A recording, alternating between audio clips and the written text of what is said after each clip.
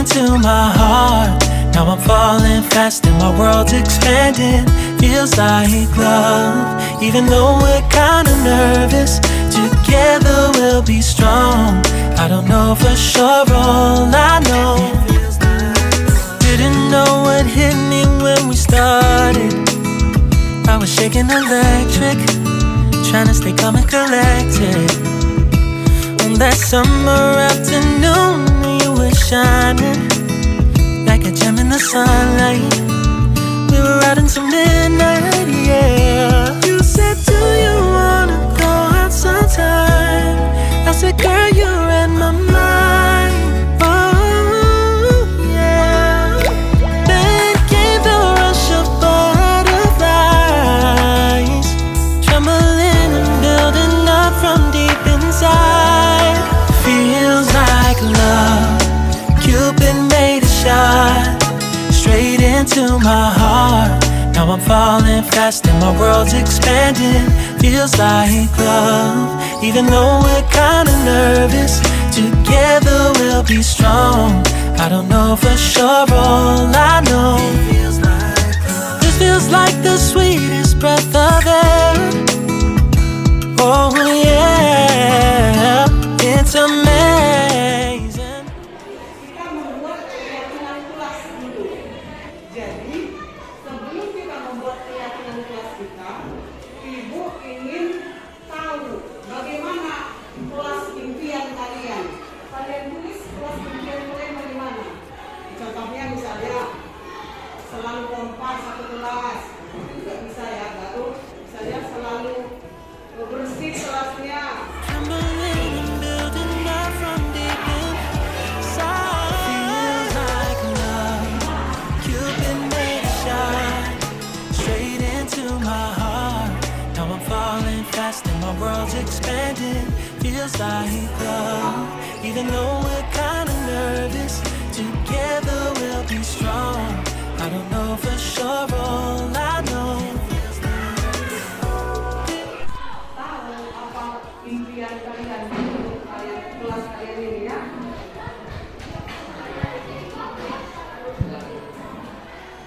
Kamu ingin kelas selalu tertib, ya bagus. Saya ingin kelas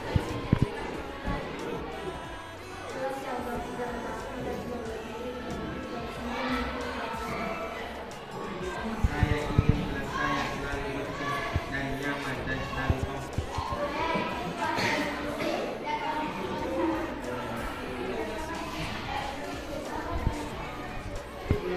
Saya ingin kelas yang selalu bersama. Cupid made a shot straight into my heart. Feels like love. Cupid made a shot straight into my heart. Now I'm falling fast and my world's expanding. Feels like love, even though we're kind. Dan akan menjadi keyakinan kelas kita ya selama satu semester ini. Sesuatu yang positif ya, yang baik ya. When we started, I was shaking electric, trying to stay calm and collected. On that summer afternoon, you were Baiklah Bapak shining. Ibu, terima kasih sudah bergabung di Google Meet sesi berbagi penerapan budaya positif di sekolah. Kali ini saya akan berbagi apa yang sudah saya pelajari di pendidikan calon guru penggerak. Saya di sini tidak menggurui, tetapi hanya berbagi. Saya harap kita semua dapat menerapkannya di sekolah kita. Saya akan share screen ya Bapak Ibu ya. Ya, silakan. Ya Bu ya.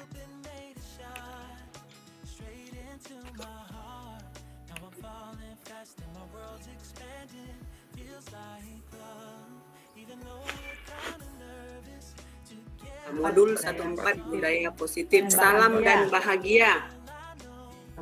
Semoga kita semua diberikan kebahagiaan. Bapak Ibu tidak lupa untuk bahagia kan hari ini? Semua bahagia? Bu, bahagia Bu. Budaya positif atau ekosistem positif.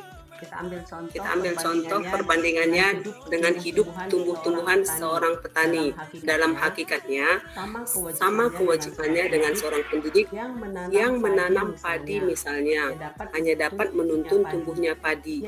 Ia dapat memperbaiki kondisi tanah, memelihara tanaman padi, memberi pupuk dan air, membasmi ulat-ulat atau jamur-jamur yang mengganggu hidup tanaman padi dan lain-lainnya.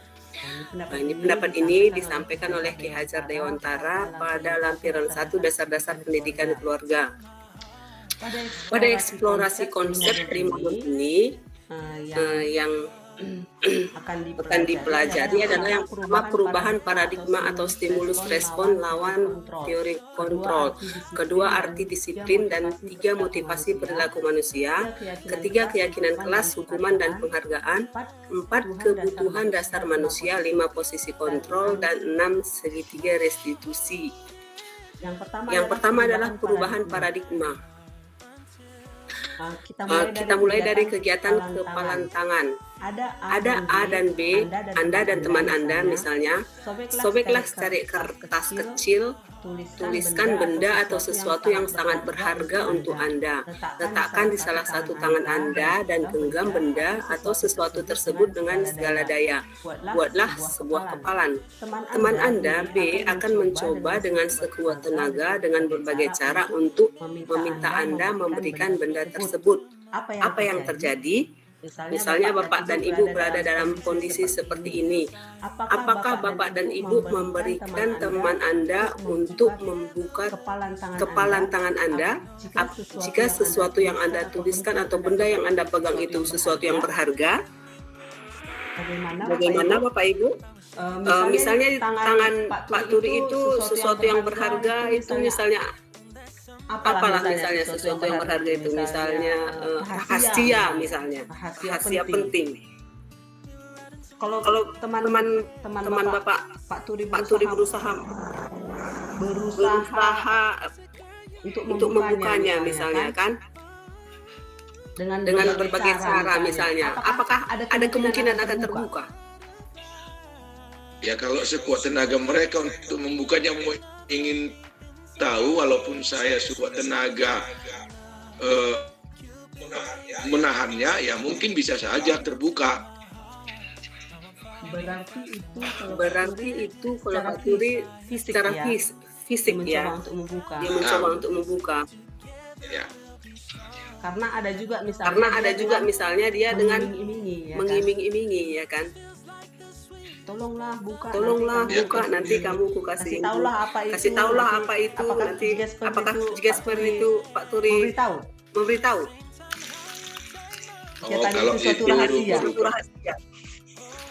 Kalau itu berupa rahasia istilahnya pribadi yang masih penting, itu jelas tidak akan dikasih Bu, tidak akan diberitahukan begitu.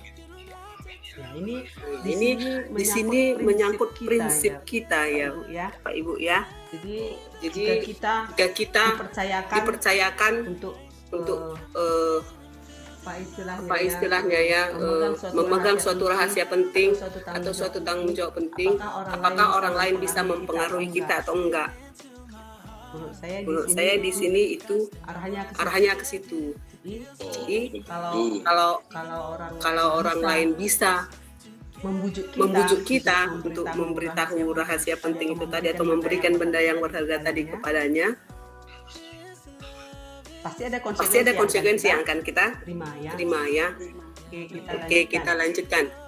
Perubahan paradigma atau teori kontrol miskonsepsinya antara lain ilusi guru mengontrol murid, ilusi bahwa kritik dan membuat orang merasa bersalah dapat menguatkan karakter, ilusi bahwa semua penguatan positif efektif dan bermanfaat, ilusi bahwa orang dewasa memiliki hak untuk memaksa. Jadi ini miskonsepsi ya dari teori kontrol. Kemudian apakah makna disiplin? Berasal dari bahasa Latin, disiplina, yang artinya belajar. Makna asal dari kata ini berkonotasi dengan disiplin diri dari murid-murid Sokrates dan Plato. Disiplin diri membuat orang menggali potensinya menuju sebuah tujuan, apa yang dia hargai.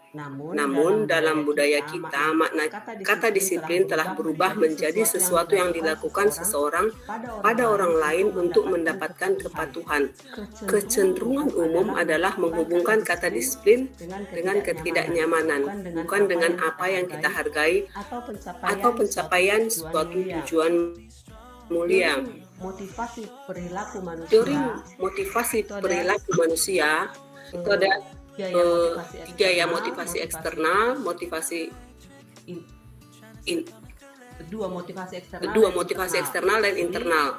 Jadi contoh dari motivasi eksternal itu atau dari luar diri kita adalah misalnya untuk menghindari ketidaknyamanan atau hukuman. Apa yang akan terjadi apabila saya tidak melakukannya? Apa yang akan saya dapatkan apabila saya melakukannya? Sedangkan motivasi internal itu adalah tujuan disiplin positif karena motivasinya berasal dari diri kita sendiri ya, untuk menghargai diri sendiri, menjadi insan sesuai dengan harapan kita. Misalnya, saya akan menjadi orang yang seperti apa bila saya melakukannya. Merdeka menurut Ki Hajar Dewantara yaitu tidak hanya terlepas dari perintah, akan tetapi juga cakap buat memerintah diri sendiri. Budaya positif dapat dilakukan di lingkungan positif dengan keyakinan kelas dan peraturan kelas. Keyakinan kelas, hukuman, dan penghargaan. Mengapa tidak peraturan saja? Mengapa harus keyakinan kelas? Mengapa kita memiliki peraturan harus menggunakan helm bila mengendarai kendaraan roda 2? Mengapa kita memiliki peraturan 3M, menggunakan masker, mencuci tangan, dan menjaga jarak 1,5 meter? Mengapa kita memiliki peraturan harus datang tepat waktu pada saat mengikuti pelatihan?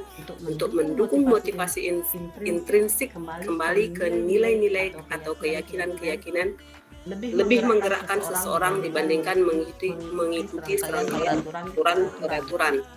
Perbedaan peraturan dengan keyakinan kelas. Keyakinan kelas ini disebut juga nilai kebajikan yang dituju ya. Selalu kembalikan buku ke tempatnya. Itu kan peraturan ya. Jadi kalau keyakinannya itu merupakan tanggung jawab ya. Nilai tanggung jawab yang dikemukakan di situ. Kemudian dilarang mengganggu orang lain. Jadi nilai menghormati orang lain dan diri sendiri. Hadir di sekolah 15 menit sebelum pembelajaran dimulai. Jadi nilainya menghormati orang lain, komitmen pada tujuan atau berkomitmen. Dilarang melakukan kekerasan. Jadi keyakinan atau nilai kebajikannya keselamatan, menghormati orang lain. Dilarang menggunakan narkoba. Ini nilainya adalah untuk kesehatan ya. Bergantian atau menunggu giliran.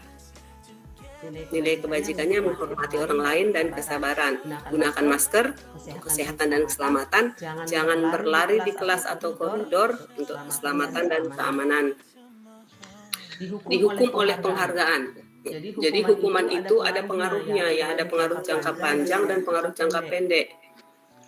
Kemudian penghargaan menghukum, penghargaan mengurangi ketepatan, penghargaan tidak efektif, dan penghargaan merusak hubungan.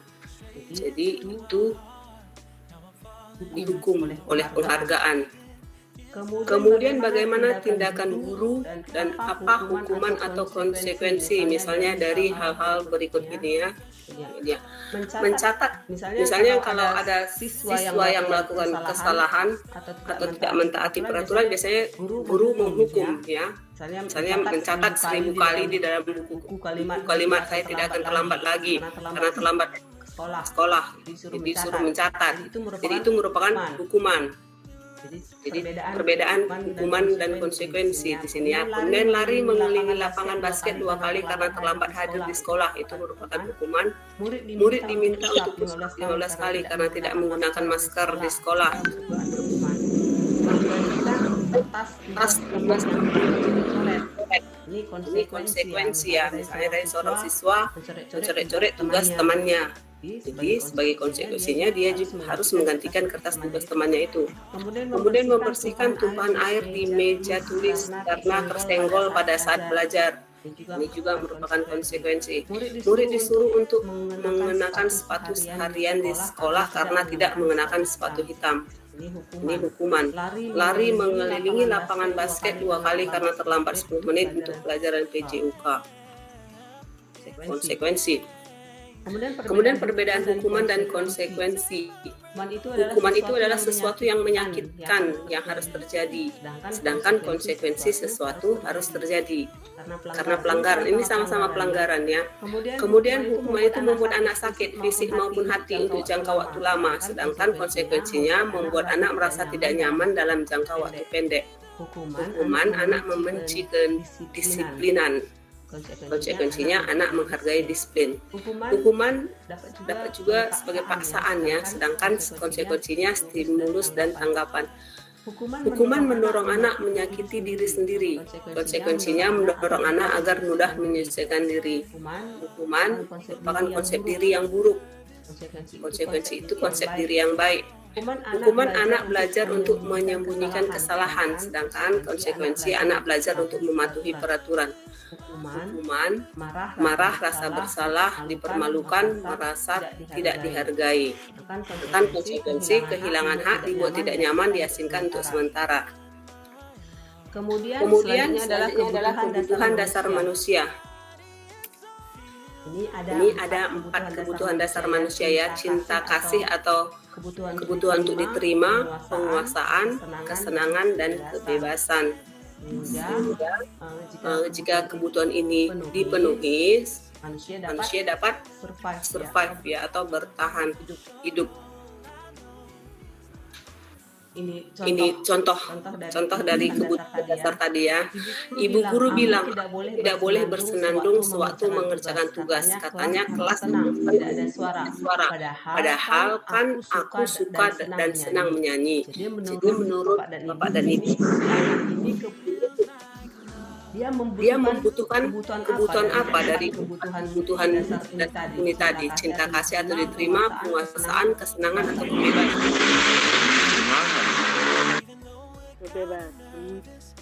Ibu guru bilang tidak boleh bersenandung, ya kesenangan ya. Kesenangannya nyanyi. Dia ingin bersenandung saat mengerjakan tugas, jadi ibu guru melarang. Jadi dia di situ butuh kesenangan. Kemudian contoh yang kedua, ibu guru tidak menyapaku hari ini, padahal aku pakai jepit rambut baru. Si anak ini butuh perhatian, atau cinta kasih ya, atau diterima ya. Kemudian aku bosan. Masa belajarnya cuma gitu-gitu aja, dengerin ibu guru aja. Si anak ini butuh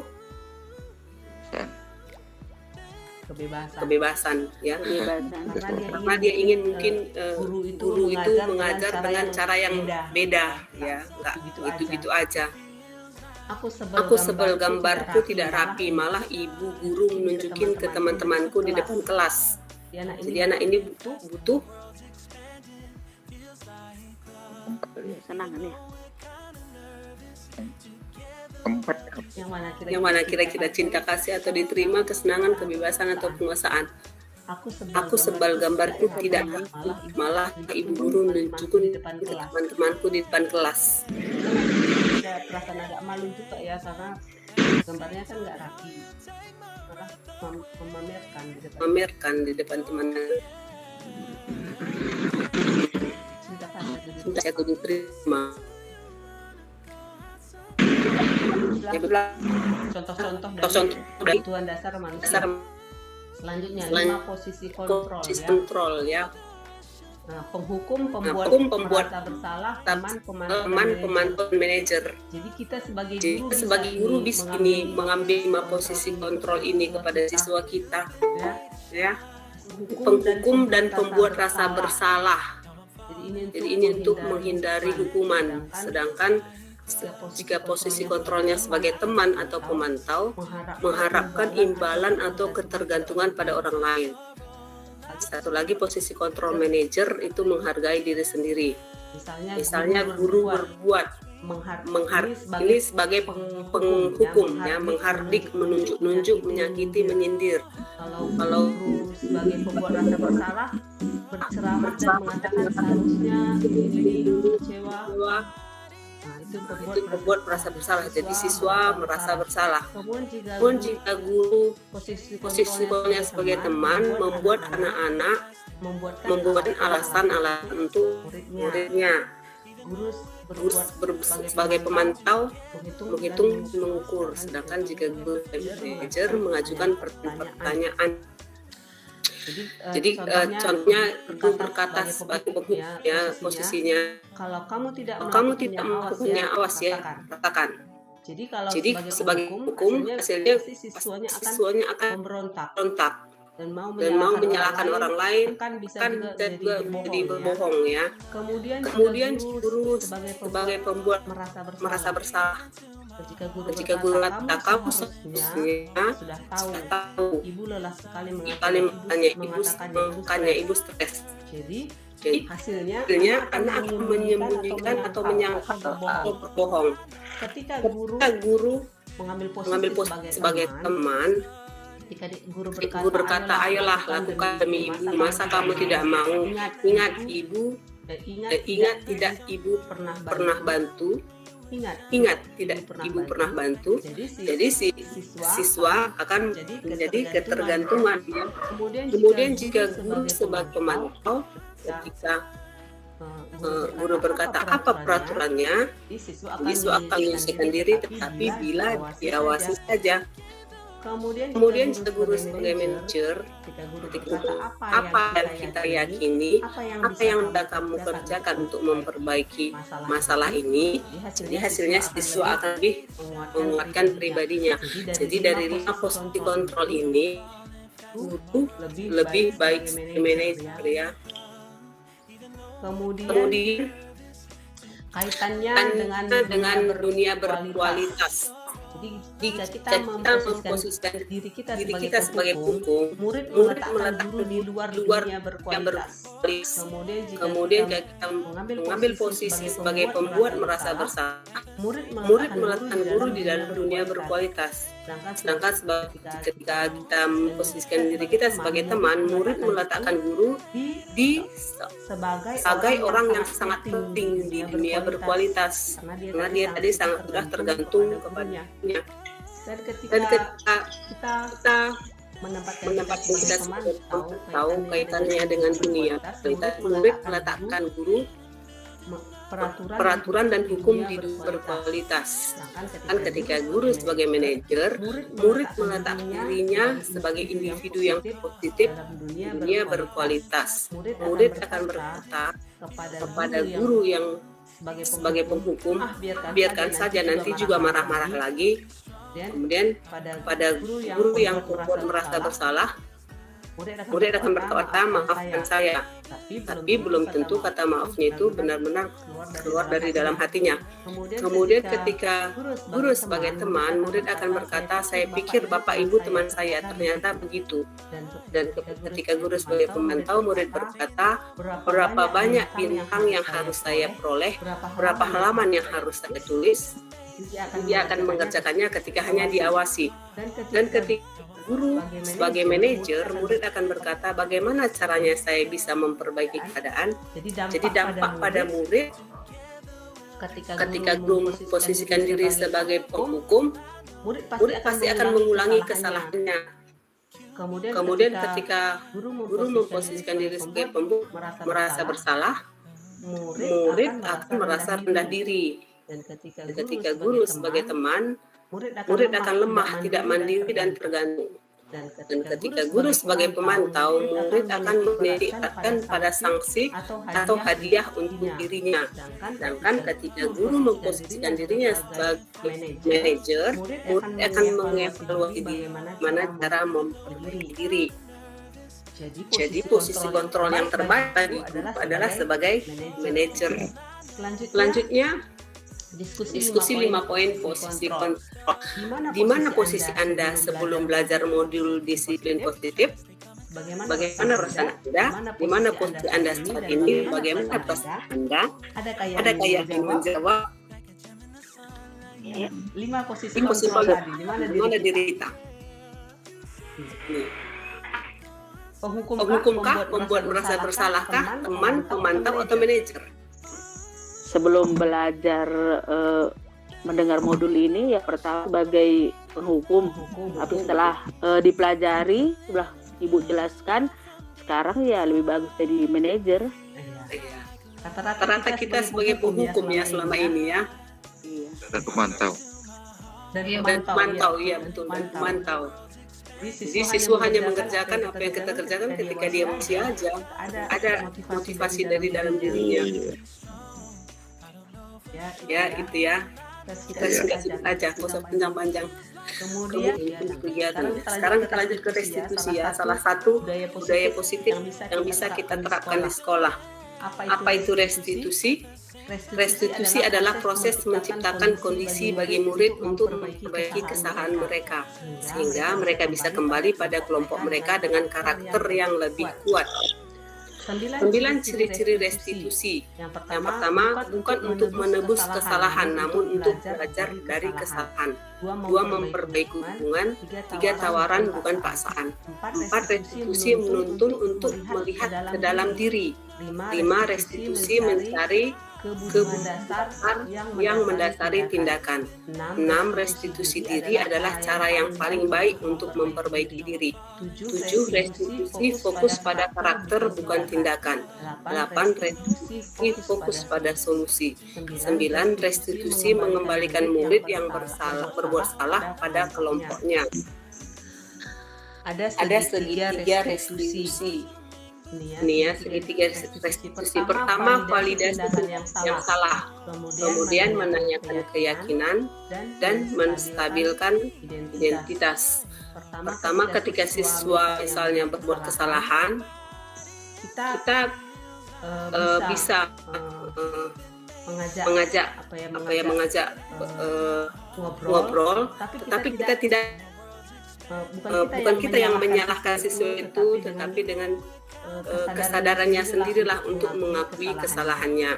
Tetapi ketika dia sudah mengakui kesalahannya, kita harus menstabilkan identitasnya, misalnya dengan mengatakan tidak ada manusia di dunia ini yang sempurna, semua pernah memiliki kesalahan. Jadi dia tidak akan merasa down ya, Terbebani. tidak merasa terbebani. Itu di situ kita menstabilkan identitas. Kemudian menanyakan keyakinan ya. Misalnya kan biasanya kalau kita tadi sudah menerapkan keyakinan di kelas, kita sudah punya nilai-nilai yang telah kita sepakati ya. Jadi kita tanya kepada siswa kita itu nilai-nilai apa yang sudah kita sepakati di kelas, kemudian apakah kamu mau berubah, kemudian apa, kita nggak memberi hukuman, tetapi biarlah dia yang menentukan sendiri konsekuensi atas perbuatannya itu. Misalnya dari perbuatanmu itu apakah hal-hal positif yang bisa kamu lakukan untuk menebus kesalahanmu. Jadi kita serahkan semua kepada siswa itu, gitu. Bukan kita lagi yang memberikan hukuman. Jadi kalau dia yang menentukan hukuman atau konsekuensi apa yang akan dilakukan, pasti dia akan melakukannya dengan lebih bertanggung jawab atau dari di dalam hatinya. Kita harapkan seperti itu ya. Itulah tiga restitusi. Kemudian ini menstabilkan identitas. Untuk membuat murid yang merasa gagal karena berbuat salah menjadi positif terhadap dirinya. Misalnya guru berkata, berbuat salah itu hal yang manusiawi. Tidak ada manusia yang sempurna. Bapak dan Ibu berbuat salah. Kita pasti bisa menyelesaikan permasalahan ini. Bapak Ibu tidak tertarik untuk mencari tahu siapa yang benar, siapa yang salah. Bapak Ibu lebih tertarik untuk menyelesaikan masalah. Kalau kamu menyalahkan dirimu sendiri terus-menerus, apakah kamu bersikap baik pada dirimu sendiri? Itu salah satu contoh menstabilkan identitas. Ini tadi langkah dari segitiga restitusi. Kemudian validasi tindakan yang salah. Ini fungsinya untuk membantu murid mengenali basic need atau kebutuhan yang ingin dipenuhinya ketika melakukan kesalahan. Pada dasarnya setiap tindakan manusia tujuannya adalah untuk memenuhi basic need atau kebutuhan dasar. Apakah itu power atau penguasaan, freedom, kebebasan, love, belonging, fun, kesenangan, atau survival, bertahan hidup. Guru berkata, kamu bisa saja kan melakukan hal yang lebih buruk, tapi kamu tidak melakukannya kan? Kamu pasti punya alasan mengapa melakukannya. Apa yang penting bagi kamu? Kamu boleh tetap berusaha menjaga sikap ini, tambahkan sikap yang lain, yang baru. Maukah kamu belajar cara lain untuk mendapatkan yang kamu butuhkan tanpa harus memukul? Apakah kamu bisa melakukan dengan lebih baik besok hari? Selanjutnya menanyakan keyakinan. I don't know for sure, all I know this feels like the sweetest breath of air. Oh yeah, it's amazing at the same time how you